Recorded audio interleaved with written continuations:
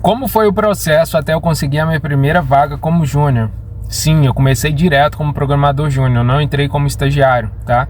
Então peço que você fique e assista esse vídeo até o final para você entender como que foi esse processo, as etapas que eu fiz, as coisas que eu segui, o que eu fiz e quem sabe você consegue extrair algumas dicas para você praticar também no seu dia a dia, beleza? Eu comecei da maneira errada, por mais que eu não tenha demorado muito tempo para conseguir a primeira vaga como júnior.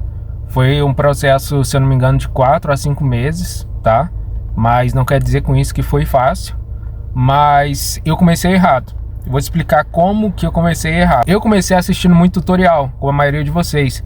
Então eu entrava no YouTube, por exemplo, eu estava aprendendo Python ou JavaScript, alguma coisa assim. Eu entrava no YouTube e procurava assim, como que eu construo um portfólio utilizando JavaScript. E eu via a pessoa criando algo e eu criava em cima daquilo que a pessoa criava. Por exemplo, a pessoa fala assim, no HTML aqui você coloca uma div. Eu ia lá e colocava uma div. Agora você vai escrever esse script aqui exatamente. Então eu meio que copiava, entre aspas, né, e colava tudo aquilo que a pessoa falava. Só que eu não construía sozinho.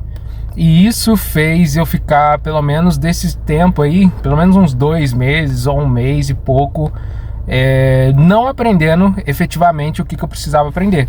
Porque eu entendia, entre aspas, né? Eu via a pessoa fazendo, só que quando eu precisava fazer sozinho, eu não conseguia criar nada sozinho.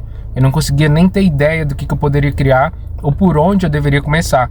Então toda vez que eu ia fazer algo, eu esbarrava em problemas que eu já tinha visto as soluções em tutoriais, mas eu não lembrava, porque eu não fiz, né? Eu só ouvi e copiei aquilo que a pessoa estava falando.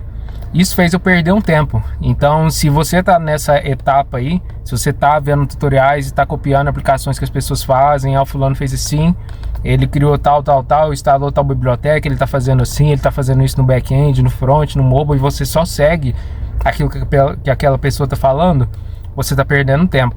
Por mais que você veja, entenda, o seu cérebro descobre algo novo, quando você precisar fazer sozinho, você não vai conseguir fazer, porque você não está entendendo a fundo o que está rolando ali ou por que a pessoa está fazendo daquele jeito. E essas coisas a gente só aprende com a prática.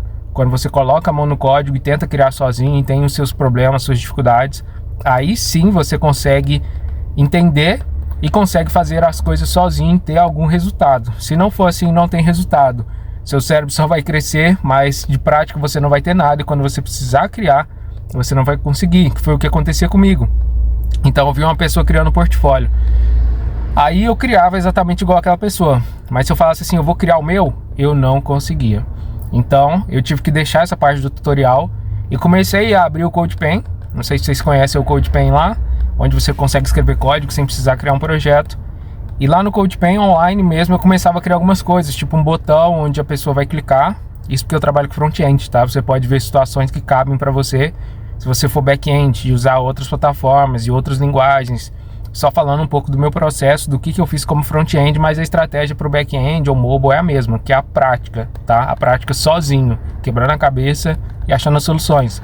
Então eu criava lá um projeto no CodePen e eu colocava um botão e, por exemplo, se a pessoa clicar no botão, ela vai ir para determinado site, ou ele vai disparar um alerta, ou eu vou pegar as informações que o usuário preencheu. Então todas essas coisas eu comecei a tentar fazer sozinho. É claro que, se eu não me engano, no primeiro ou no segundo dia eu ficava só patinando e não conseguia entregar nada. Mas depois eu fui passando pelos problemas que eu tinha que enfrentar, entendia como resolver esses problemas e fui conseguindo construir as coisas sozinho.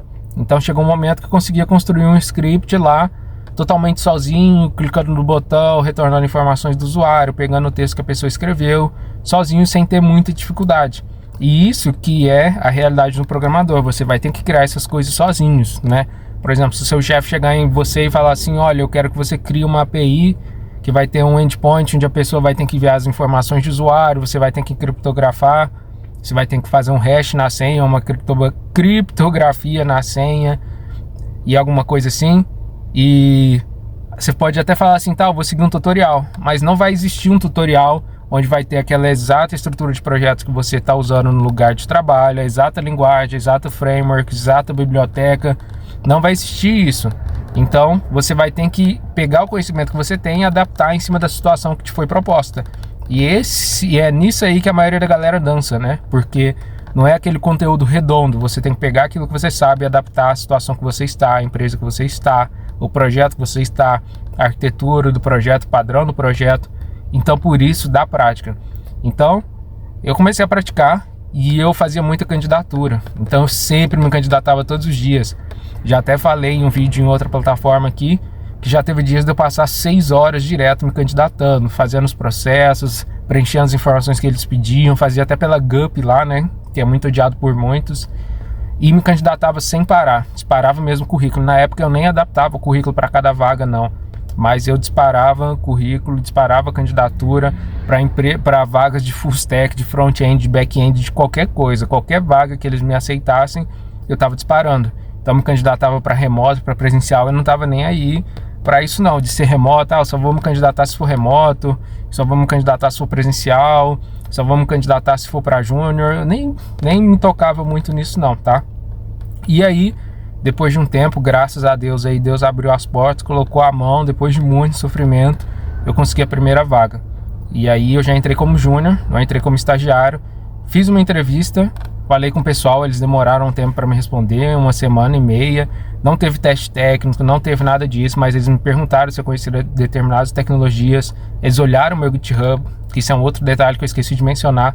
Eu criava projetos sim lá no GitHub, então eu criava landing pages, tentava criar projetos com React, tentava criar projetos sozinhos, landing pages, enfim, criava projetos sozinhos e postava no meu GitHub para provar que realmente eu sabia aquilo que eu sabia, né? Porque eu teria um lugar para mostrar o conhecimento que eu realmente tenho, porque não importa se eu coloquei no meu currículo, se eu coloquei no meu resume lá, se eu coloquei no meu LinkedIn, se eu não consigo provar isso, porque a pessoa que ela está em busca da primeira vaga, ela não tem experiência.